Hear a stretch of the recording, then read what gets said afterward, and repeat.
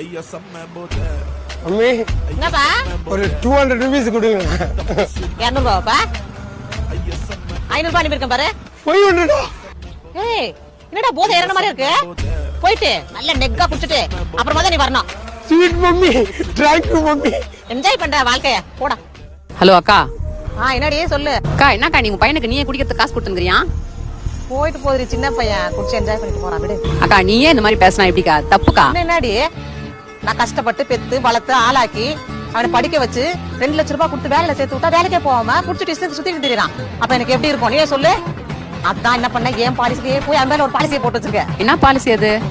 Insurance policy செத்து பணம் தருவாங்கல்ல அது போட்டு வச்சிருக்கேன். ஐயோ அக்கா பயங்கரமான ஆளுக்கா நீ. ஆமா 8 வருஷம் ஆயி போச்சு. இன்னும் 2 வருஷம் தான். நீ செத்து போச்சுன்னு வச்சுக்க அந்த காசை வாங்கி என் பொண்ணு கல்யாணத்தை ஜாம் பண்ணிடுவேன். என்னப்பா அம்மாட்ட ஏதாவது சொல்லணுமா?